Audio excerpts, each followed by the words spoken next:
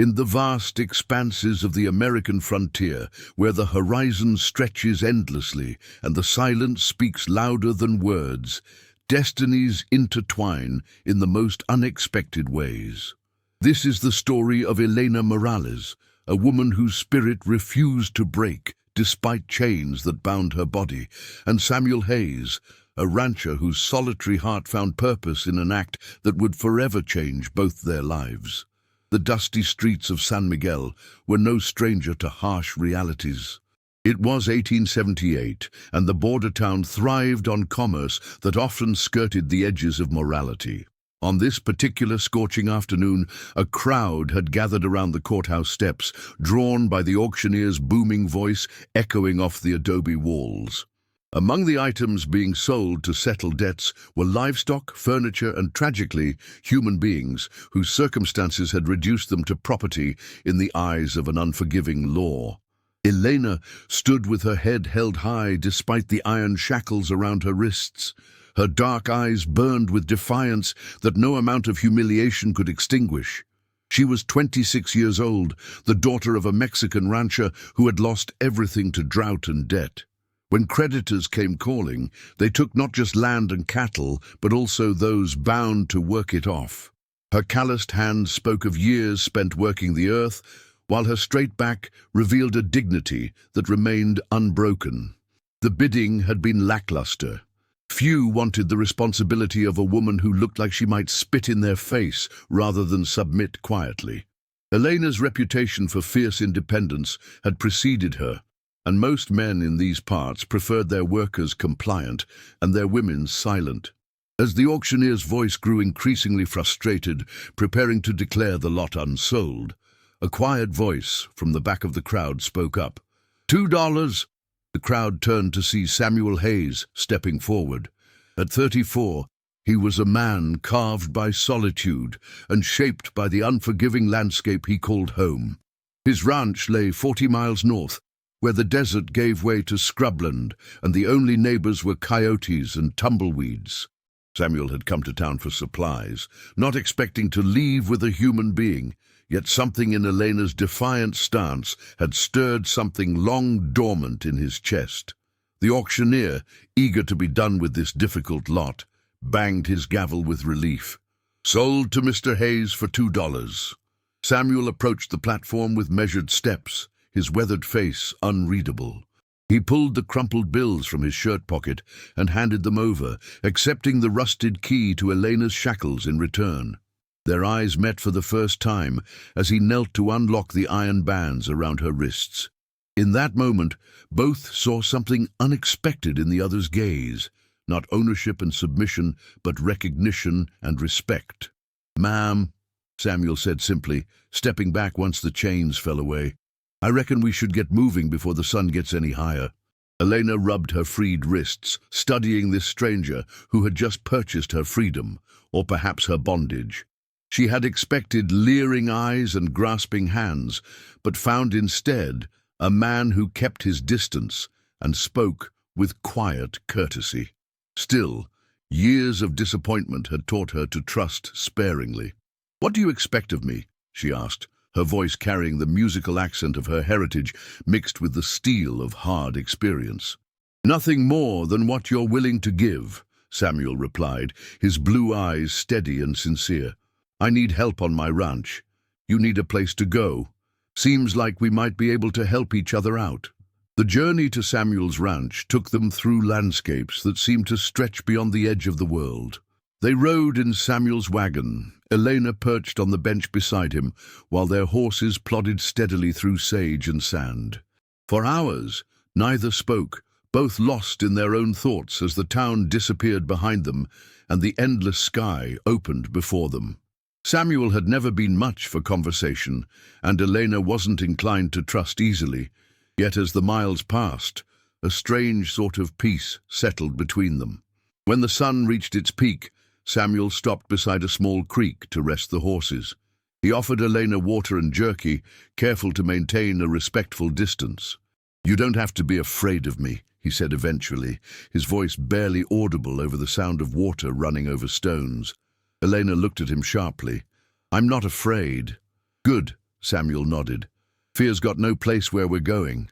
The Hayes Ranch materialized from the heat shimmer like something from a dream. It wasn't much to look at.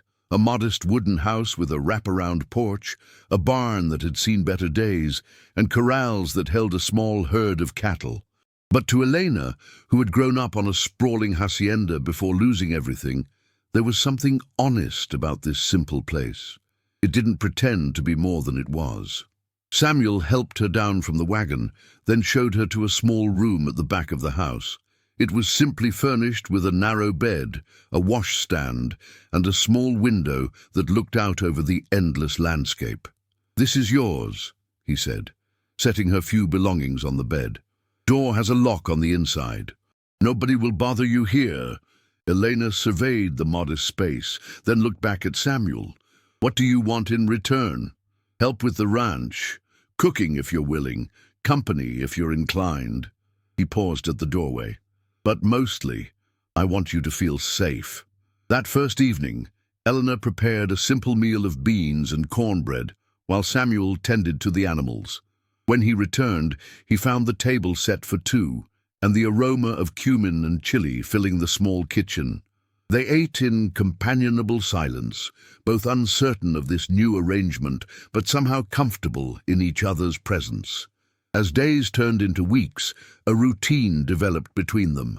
Elena proved to be as capable as she was independent, taking charge of the household duties and throwing herself into the work of the ranch.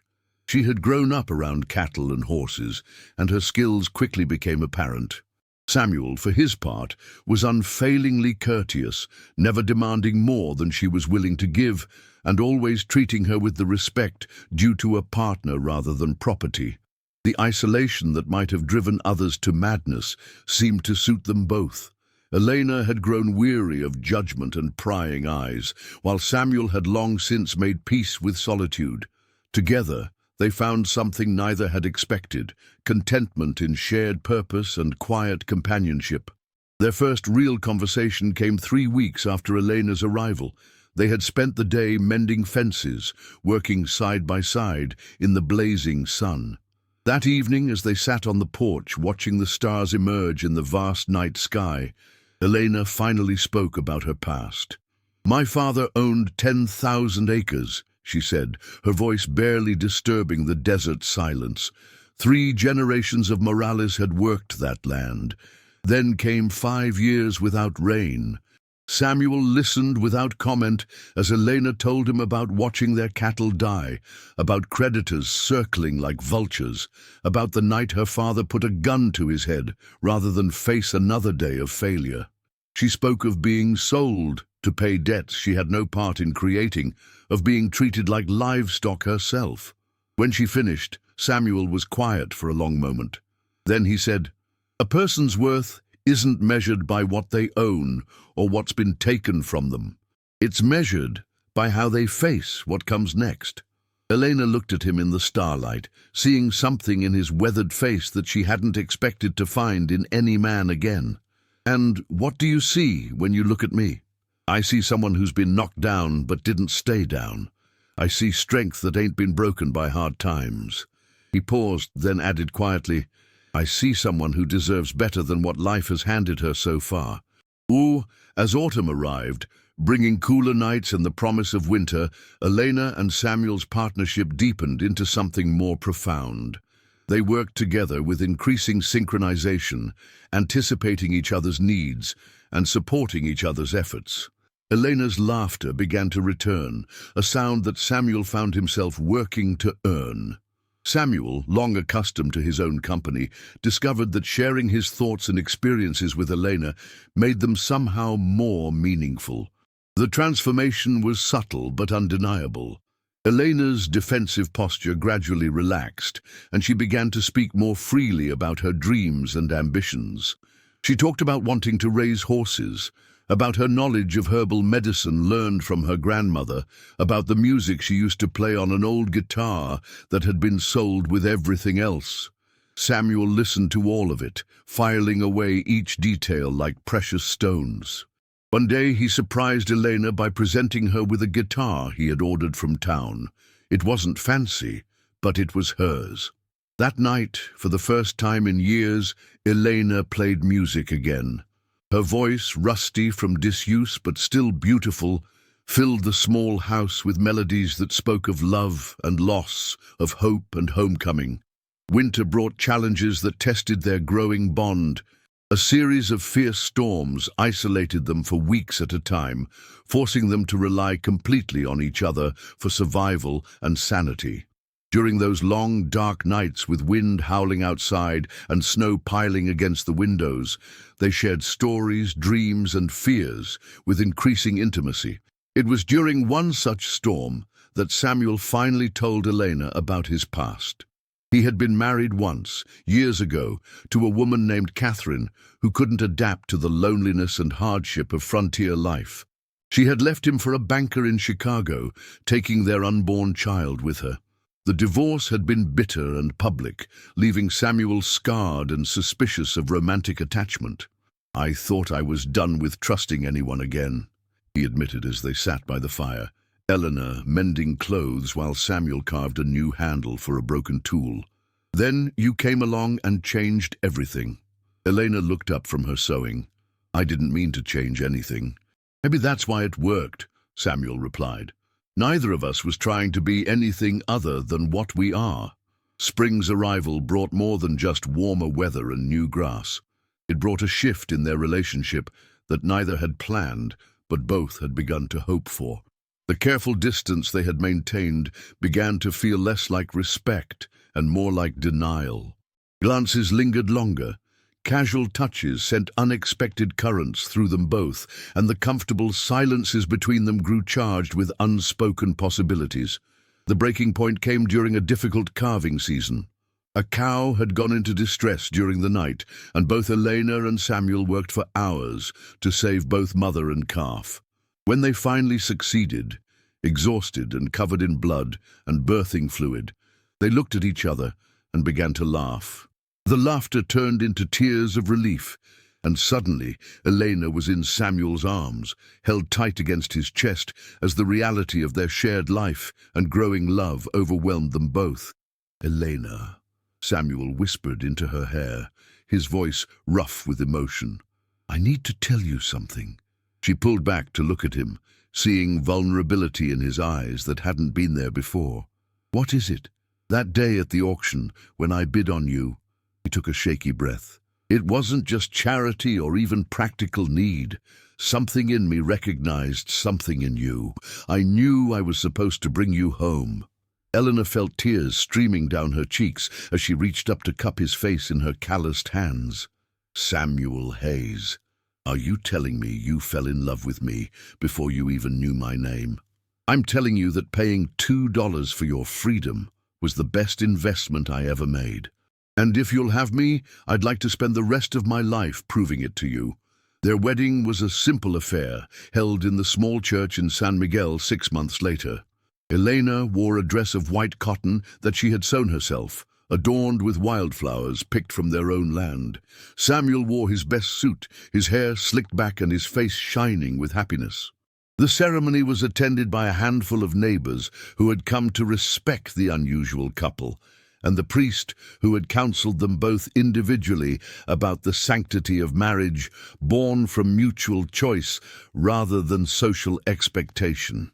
When the priest asked Elena if she took Samuel to be her husband, her voice rang clear and strong through the small chapel. "I do, freely and completely." And when Samuel was asked the same question, he looked into Elena's eyes and said, "I do, for as long as God gives us time together and beyond." The years that followed were not without their challenges. Drought tested their resources. Market fluctuations threatened their livelihood, and the isolation that had once seemed romantic occasionally felt oppressive. But through it all, Eleanor and Samuel faced their difficulties as partners, their love deepened by shared struggle and mutual respect. Elena did indeed raise horses, developing a reputation throughout the territory for her gentle way with difficult animals.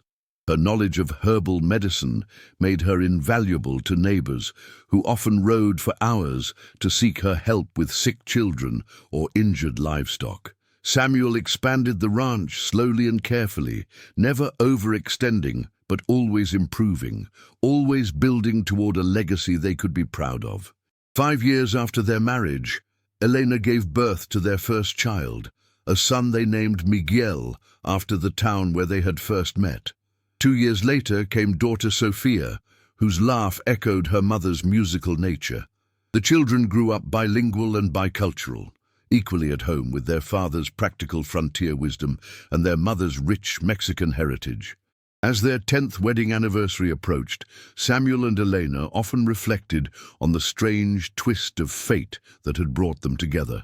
What had begun as a $2 transaction between strangers had grown into a love story that inspired others throughout their community. Young couples would sometimes visit their ranch, seeking advice on how to build a marriage based on mutual respect and genuine partnership. "Do you ever regret it?" Elena asked one evening as they sat on their porch watching their children play in the yard, taking a chance on a woman in chains. Samuel reached for her hand, fingers intertwining with the easy familiarity of long partnership. "The only thing I regret is that it took me 34 years to find you." Elena smiled, leaning into his shoulder as she had countless times before. "And I regret that I ever doubted that good men still existed in this world." Their story became legend in the territory, passed down through generations as an example of love triumphing over circumstance, of two damaged souls finding healing in each other's company. The small ranch where it all began grew into a thriving operation, but more importantly, it became a sanctuary where love was freely given and received, where past pain was transformed into future hope. Decades later, when Elena and Samuel were old and grey, but still holding hands like newlyweds, visitors to their ranch would often comment on the palpable sense of contentment that seemed to permeate every corner of their property. The secret, Elena would tell them with a twinkle in her eye, was simple. True love wasn't about grand gestures or perfect circumstances. It was about choosing each day to see the best in each other, to support each other's dreams, and to build something beautiful together despite whatever the world might throw their way. Samuel would nod his agreement, his weathered hand squeezing his wife's with the same tenderness he had shown that first day when he unlocked her chains. "Sometimes," he would add in his quiet way, "the best things in life come disguised as something else entirely. You just have to be brave enough to look past the surface and see what's really there." The $2 woman who became a beloved wife, the lonely rancher who discovered that solitude shared is twice as sweet as solitude endured. Their love story proved that sometimes the most unlikely beginnings lead to the most beautiful endings, that freedom given freely creates bonds stronger than any chain, and that true love is always worth the risk, no matter the price of admission. The years rolled on like tumbleweed across the desert plains, each season bringing new challenges and deeper bonds between Elena and Samuel. Their ranch had become more than just a homestead. It was a beacon of hope for others who had lost their way in an unforgiving world. Word of their success spread throughout the territory, not just because of their thriving cattle operation, but because of the sanctuary they had created for those society had cast aside. Elena, drawing on her own experiences of powerlessness and redemption, began taking in other women who found themselves in desperate circumstances. Some were widows with nowhere to go, others were escaping abusive situations, and still others were like she had been, caught in the web of debt and circumstance that reduced human beings to property.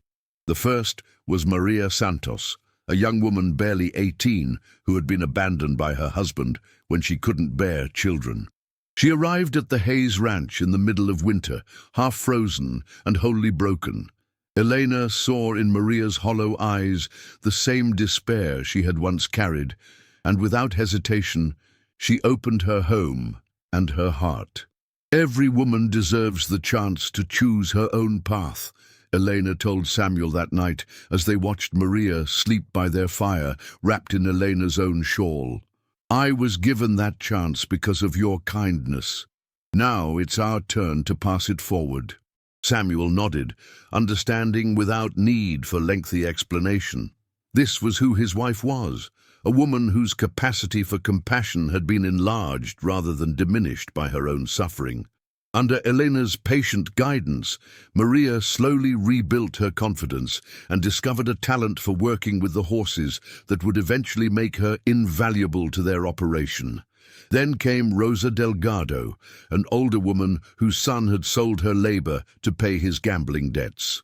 Rosa was bitter and angry, lashing out at any kindness offered, convinced that every gesture came with strings attached. Elena recognized the protective shell of cynicism and worked patiently to crack it open. She gave Rosa responsibility for the vegetable garden, understanding that the woman needed to feel useful rather than pitied.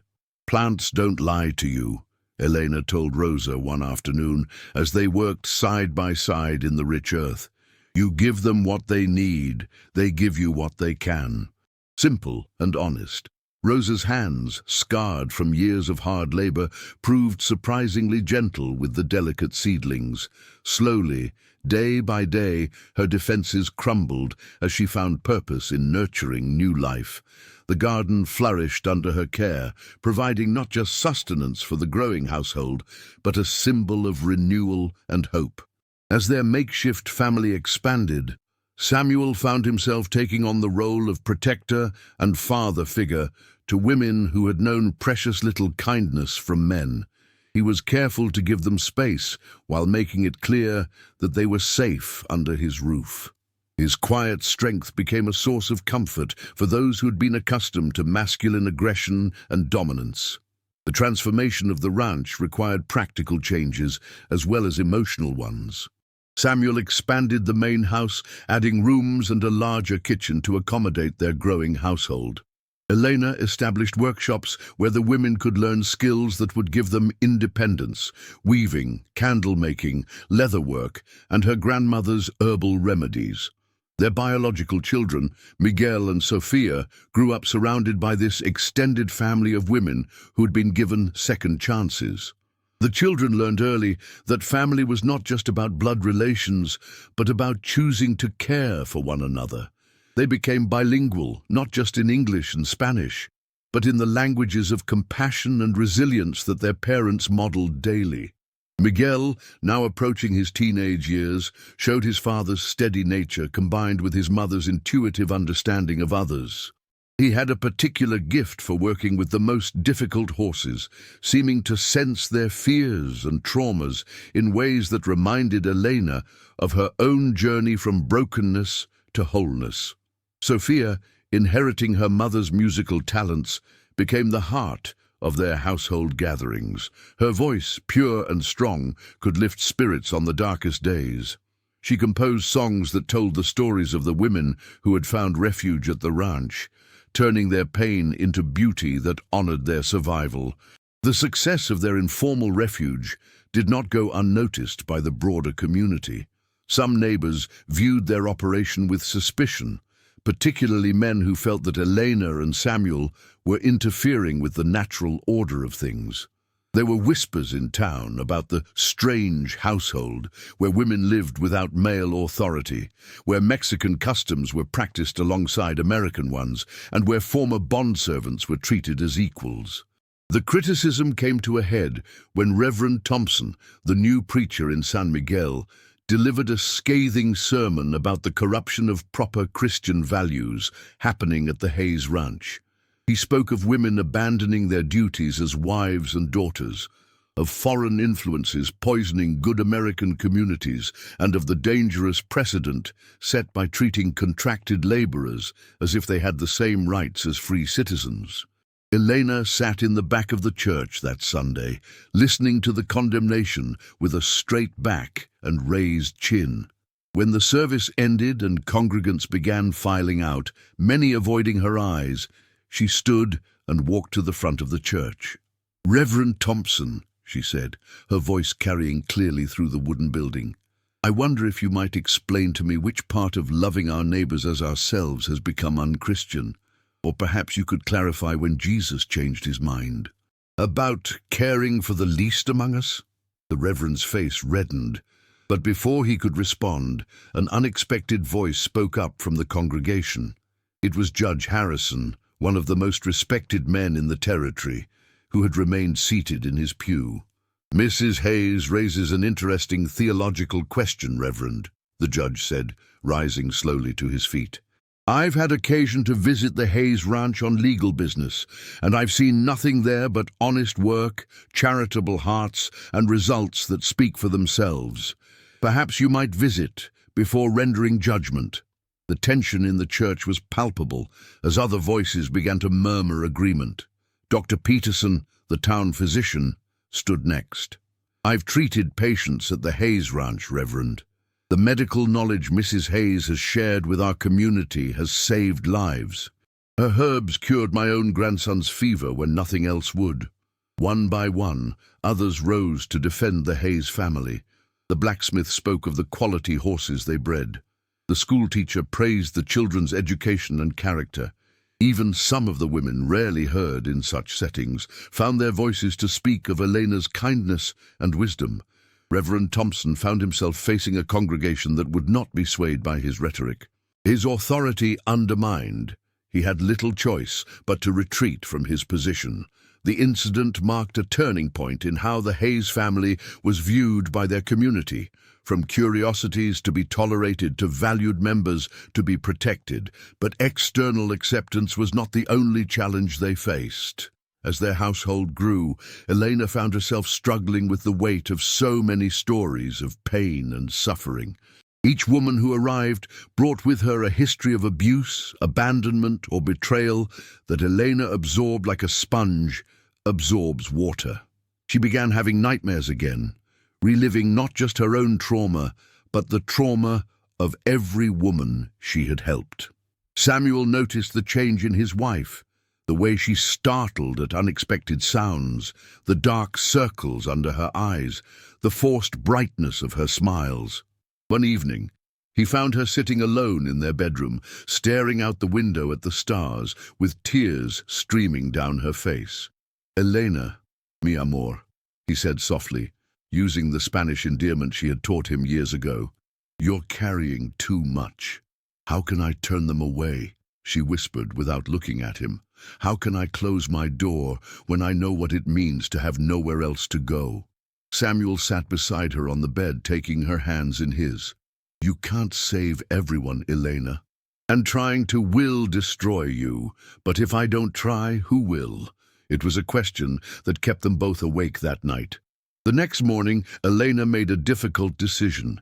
She gathered all the women living at the ranch and told them that she needed to step back from taking in new arrivals, at least for a while. The household was at capacity, and she needed time to properly care for those already there. The women understood, perhaps better than anyone else could, the weight of trauma and the need for healing. Maria Santos, now strong and confident after 3 years at the ranch, volunteered to take over much of the day-to-day management of their informal refuge. Rosa Delgado, whose garden had become the talk of the territory, offered to teach newcomers the skills she had learned. What emerged from this transition was something even more powerful than what had come before, a true community of women supporting women with Eleanor as their guide and inspiration rather than their sole source of strength. The ranch became a model for how people could lift each other up rather than simply depend on the charity of others. As Miguel reached 16, he faced his own crisis of identity. The other young men in the territory often teased him about growing up in a house full of women, questioning his masculinity and his father's wisdom in allowing such an arrangement. The pressure to prove himself in more conventional ways, through drinking, fighting, and the casual mistreatment of women that was common among his peers, grew intense. The breaking point came when Miguel got into a fight with the sheriff's son, Jake Morrison, who had made crude comments about the women at the Hayes Ranch. Miguel came home with a black eye and bloodied knuckles, furious and confused about his place in the world. Samuel found his son behind the barn, throwing rocks at fence posts with violent intensity. Rather than lecture or punish, Samuel simply picked up some rocks of his own and began throwing them alongside his son. "Sometimes," Samuel said, after they had exhausted their supply of ammunition, "being a man means standing up for what's right, even when it's not popular, especially when it's not popular. Jake Morrison says I'm not a real man because I let women tell me what to do," Miguel said, his young voice breaking with emotion.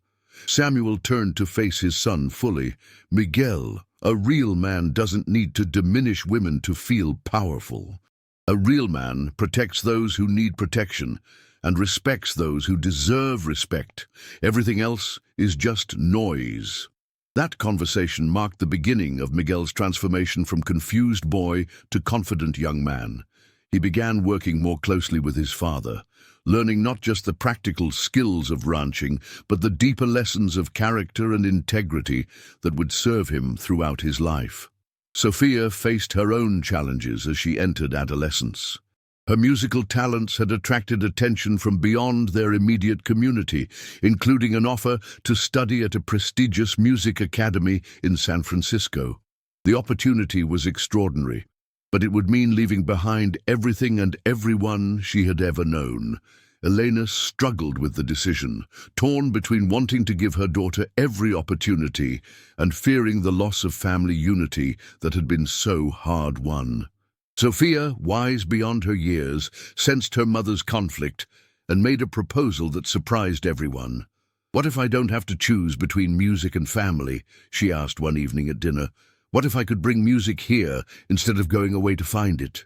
Her idea was ambitious but brilliant, to establish a music school at the ranch where children from all over the territory could come to learn.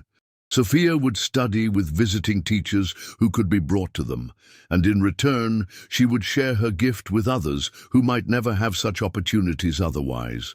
The project required significant investment and planning, but it captured the imagination of their entire community. Fundraising efforts brought together people from all walks of life, united by the vision of creating something beautiful and lasting in their remote corner of the world. The Hayes Family Music School opened 2 years later, with Sophia as its first teacher and 12 students, ranging in age from 6 to 16.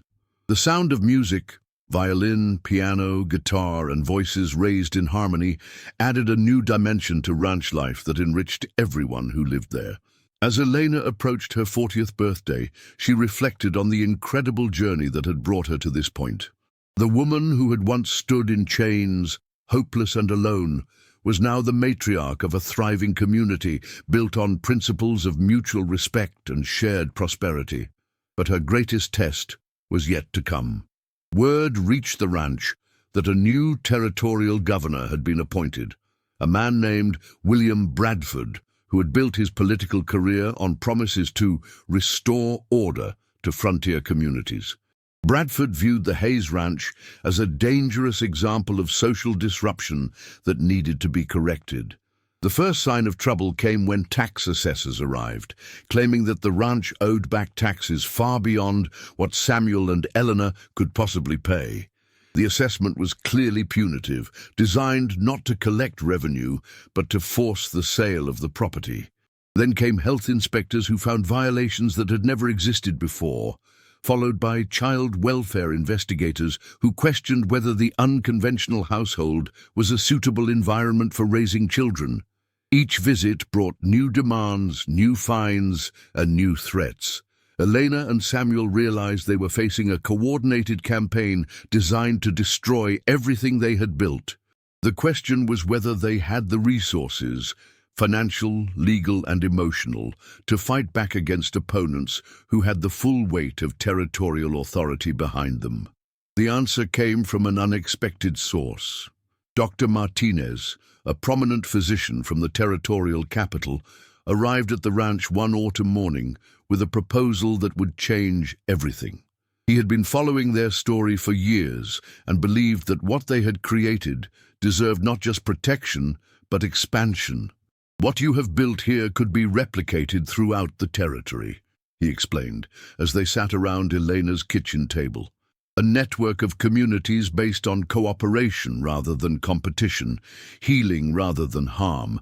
But it will require resources and political protection." Dr. Martinez represented a group of progressive investors who were willing to fund the expansion of their model in exchange for Elena and Samuel's agreement to establish similar communities in other locations. The arrangement would provide them with the financial security to fight Governor Bradford's campaign, while also spreading their influence far beyond their current reach. It was a momentous decision that required careful consideration. Accepting the proposal would mean giving up some of their independence and taking on responsibilities that extended far beyond their current family and community. But rejecting it might mean losing everything they had already built. Elena and Samuel spent weeks discussing the options, involving all the women of the ranch in their deliberations. The consensus that emerged was both practical and principled.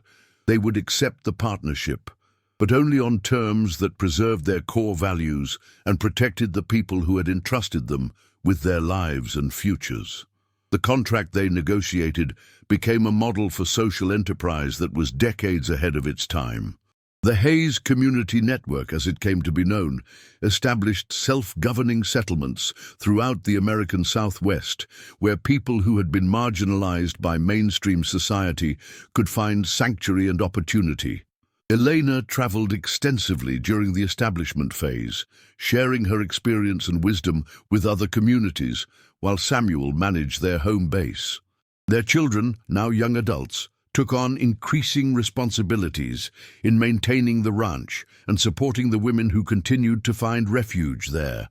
Miguel married Maria Santos in a beautiful ceremony that celebrated both their Mexican and American heritage. Their wedding became a symbol of how love could transcend the artificial boundaries that society tried to impose.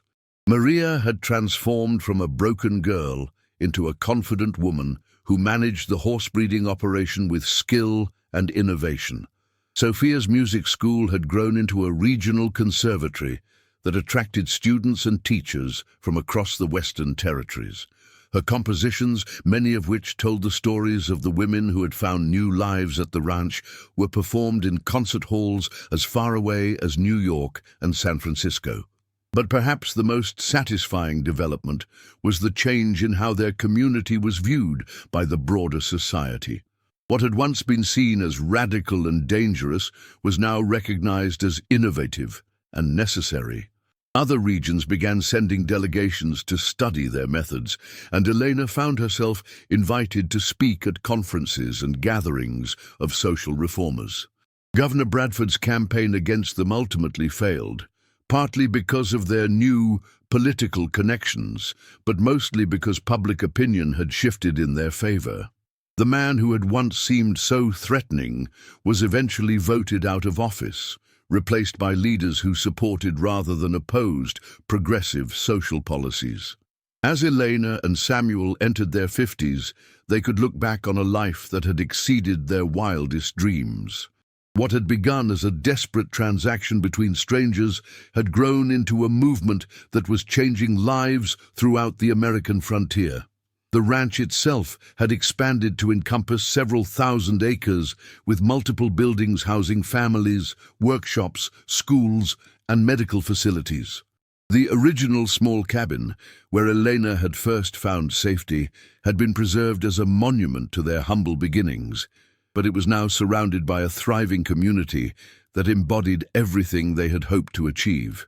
Their grandchildren, Miguel and Maria's 3 children and Sophia's adopted daughter, grew up in an environment of opportunity and acceptance that neither Elena nor Samuel could have imagined during their own childhoods. The children spoke multiple languages, learned multiple trades, and understood from an early age that their privilege came with responsibility to help others. Elena established a formal school for midwifery and herbal medicine, passing on the knowledge her grandmother had given her to a new generation of healers. The graduation ceremonies, held each spring under the cottonwood trees by the river, became celebrations not just of academic achievement, but of the continuation of traditions that connected past to future. Samuel's workshop had evolved into a furniture-making business that employed dozens of people and produced pieces that were sought after throughout the territory. His designs, influenced by both American frontier practicality and Mexican craftsmanship, represented a fusion of cultures that reflected the community's values. But beyond the material success, what Elena and Samuel had created was something even more valuable. Proof that alternative ways of living were not just possible, but superior to the harsh individualism that dominated frontier society. Their community had lower rates of violence, higher levels of education, and stronger family bonds than surrounding areas. The story of their success spread far beyond the American Southwest. Visitors came from Europe and Latin America to study their methods, and several similar communities were established in other countries based on the Hayes model. As Elena approached 60, she began writing her memoirs, not as an exercise in self-aggrandizement, but as a guide for future generations who might face similar challenges. Her book, From Chains to Freedom, Building Communities of Hope, became an international bestseller and established her as one of the leading voices in the emerging field of social reform. Samuel, never as comfortable with public attention as his wife, preferred to focus on the daily work of maintaining their community and training the next generation of leaders. His quiet wisdom and steady presence remained the foundation upon which all their success was built. Their love story, which had begun with a $2 transaction at a dusty auction, had grown into something that inspired thousands of people around the world.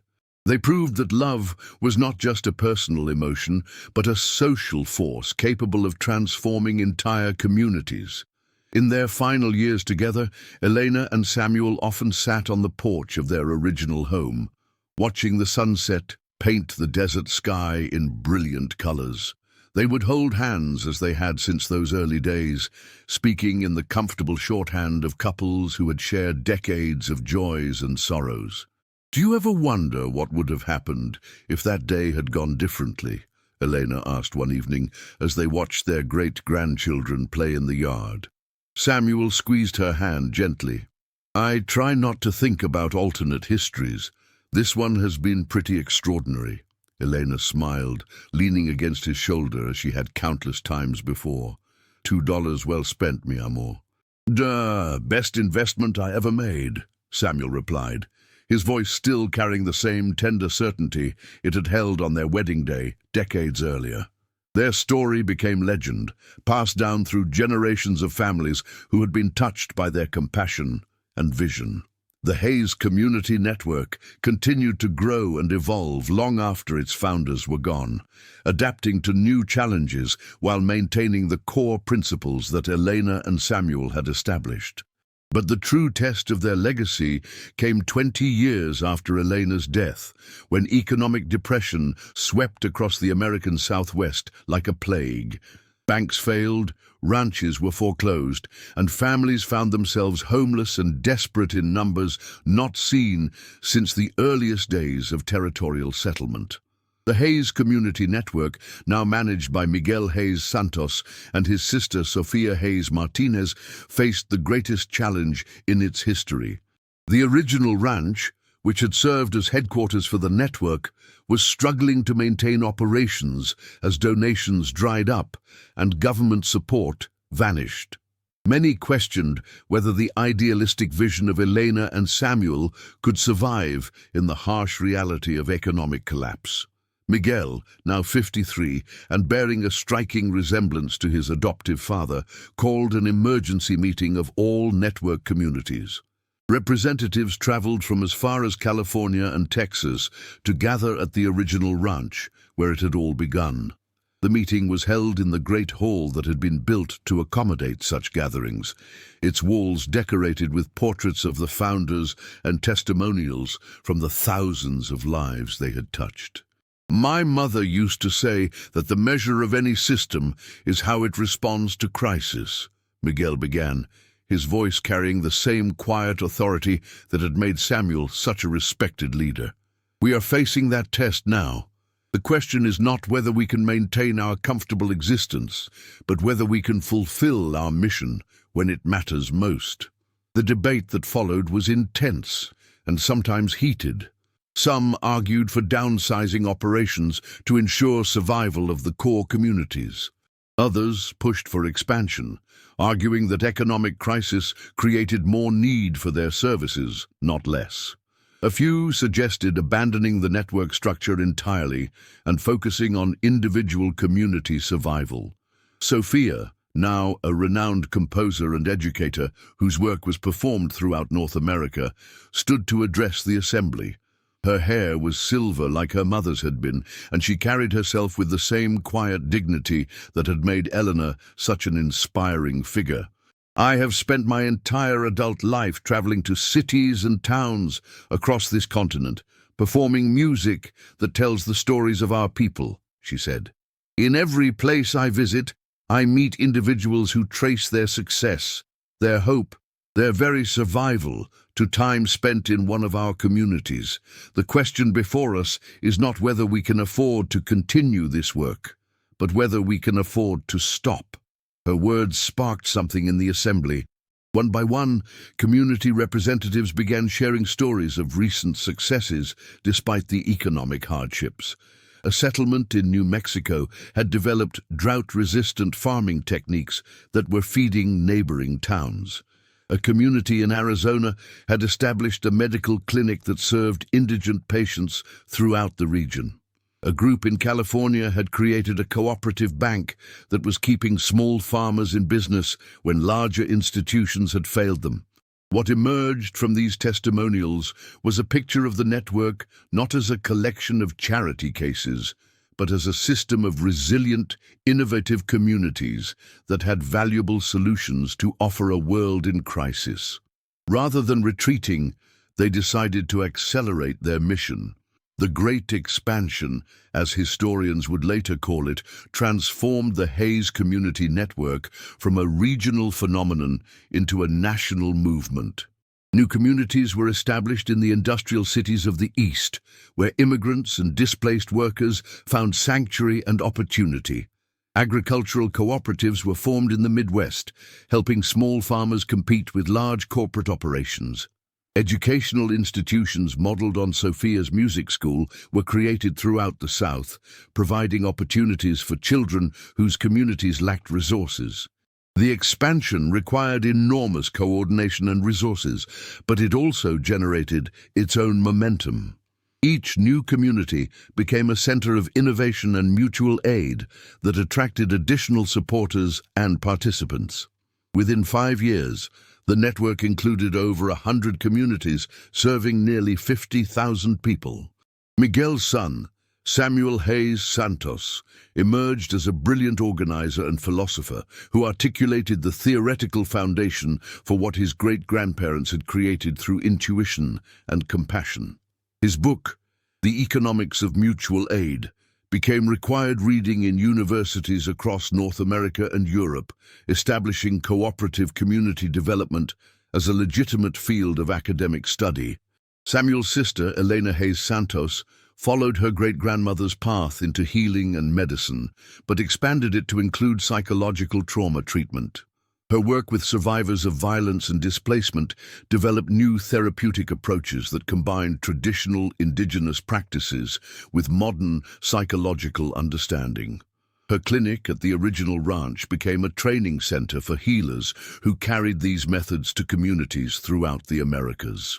The network's influence extended beyond its own communities through partnerships with labor unions, religious organizations, and progressive political movements. Leaders who had been trained in Hays communities went on to establish similar projects independently, creating a broader ecosystem of cooperative enterprises that challenged the dominant economic paradigms of the era. But growth brought new challenges that tested the network's founding principles. As communities became larger and more complex, maintaining the intimate, family-like atmosphere that had characterized the original ranch became increasingly difficult. Bureaucratic structures developed to manage the network sometimes seemed to work against the personal relationships that had always been its strength.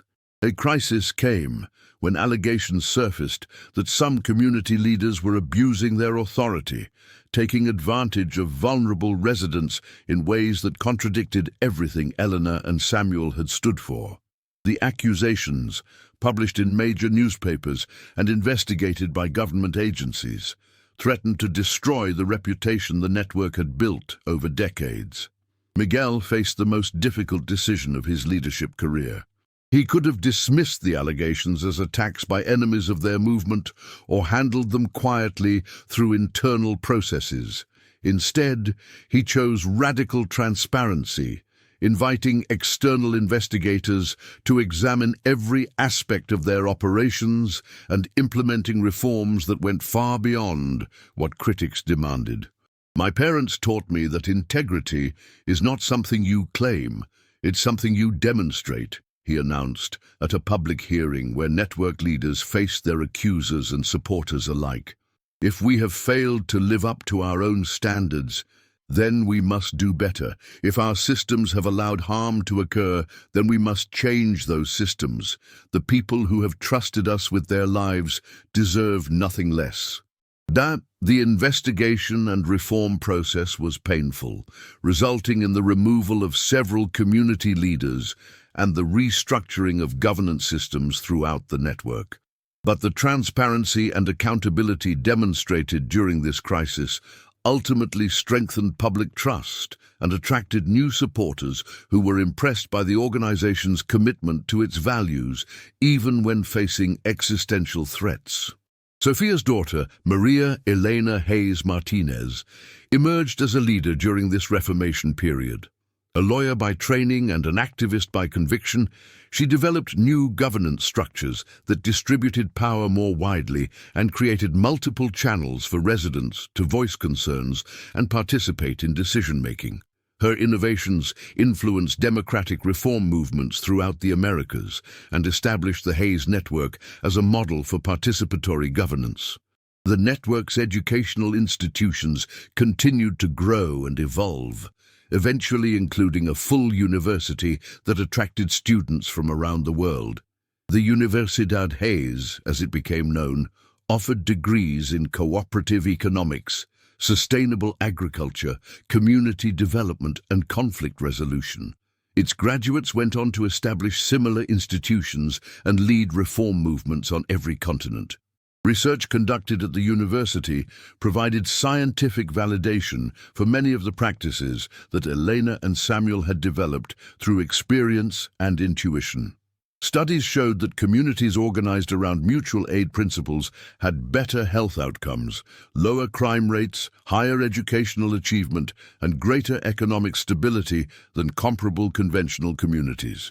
These findings attracted attention from governments struggling with the social and economic problems that the Hayes communities had learned to address.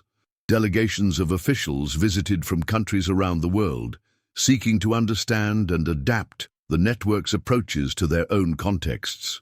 By the centennial of Elena and Samuel's first meeting, the Hayes Community Network had become a global phenomenon with affiliated communities on every continent and direct influence on the policies of dozens of nations. The original ranch in New Mexico had been designated as a UNESCO World Heritage Site, recognizing its significance as the birthplace of modern cooperative community development. The anniversary celebration brought together thousands of people whose lives had been touched by Eleanor and Samuel's legacy. Descendants of the original founders mingled with recent refugees, indigenous leaders, university professors, government officials, and community organizers from around the world. The keynote address was delivered by Miguel's great-granddaughter, Elena Esperanza Hayes Santos Williams, a young woman who embodied the multicultural, multilingual, internationally minded character that the network had fostered over the generations. She stood at the podium where her great-great-grandmother had once spoken, looking out over an audience that Elena Morales could never have imagined. 100 years ago, she began, her voice carrying the musical quality that seemed to run in the family, a desperate woman stood in chains at an auction, believing her life was over. A lonely man paid $2 for her freedom, not knowing he was investing in the future of human civilization. Today, we gather to celebrate not just their love story, but the proof they provided that another world is possible. Indeed, she spoke of communities that had eliminated homelessness, schools that graduated 100% of their students into meaningful careers, healthcare systems that treated illness and poverty as related problems requiring integrated solutions. She described agricultural cooperatives that had reversed desertification, manufacturing networks that had eliminated worker exploitation, and financial institutions that measured success by community well-being rather than profit maximization. Our ancestors showed us that love is not just a personal emotion, but a social technology, she continued. When we organize our communities around care rather than competition, around cooperation rather than conquest, around healing rather than harm, we create conditions where every person can flourish. This is the true legacy of Elena and Samuel, not just the communities they founded, but the proof they provided that love can indeed change the world. The celebration included performances, exhibits, workshops, and forums that showcased the diversity and creativity that had emerged from the network over the decades. Children from different continents played together in gardens designed by their great-grandparents. Elders who remembered the founders shared stories with young activists planning future expansions. Musicians performed compositions that traced the evolution of hope across generations and cultures. But perhaps the most moving moment came when the original cabin where Elena had first found safety was opened for tours. The simple room where she had spent her first nights of freedom had been preserved exactly as it was, down to the blankets on the bed and the crude furniture that Samuel had made with his own hands. Visitors walking through that tiny space often emerged with tears in their eyes, moved not by grand monuments or impressive statistics, but by the humble reality of where it all began. Two people choosing to trust each other, choosing to build something together, choosing love over fear, despite all the reasons they had to remain apart. The cabin's guest book contained entries in dozens of languages, but the messages were remarkably similar. People wrote of finding hope in hopeless situations, of discovering family among strangers, of learning that their own small acts of kindness could ripple out across generations to touch lives they would never know. Elena's own words, carved into a wooden plaque by the door, captured the essence of what had grown from such simple beginnings. We planted seeds of kindness in the desert and watched them bloom into forests of hope. Each person who finds healing here carries those seeds to new ground, where they will bloom again for people we will never meet. This is how love multiplies, not by being hoarded, but by being shared. As the anniversary celebrations concluded and visitors returned to their own communities around the world, they carried with them more than memories. They carried a model for how human beings could organize themselves, a proof that the values of compassion and cooperation were not naive idealism, but practical wisdom that could address the most challenging problems of modern civilization.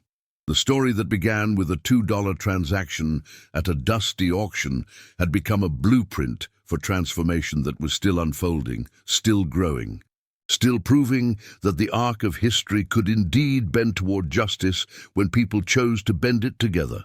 Elena Morales and Samuel Hayes had planted seeds whose harvest would continue feeding the world for generations yet to come.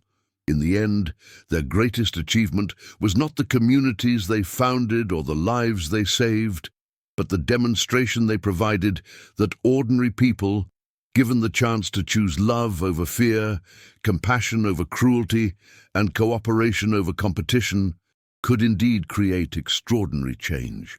Their story remains a testament to the transformative power of love and the infinite potential that lies dormant in every human heart, waiting only for the right conditions to bloom.